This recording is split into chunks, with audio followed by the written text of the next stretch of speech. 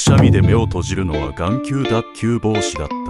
くしゃみで目を閉じるのは目が飛び出すのを防ぐためという説があります。くしゃみは時速300キロの強烈な圧力がかかり、その影響で目にもない圧がかかるんです。目を開けたままだと筋肉の支えがなくなり、飛び出すリスクがあるとも言われています。実際は医学的にその危険性はほとんどありませんが、体は本能的に危険を避けるため自然と目を閉じるようになっています。くしゃみで目を閉じるのは体を守る本能。無理に開けてやるのは絶対に NG です。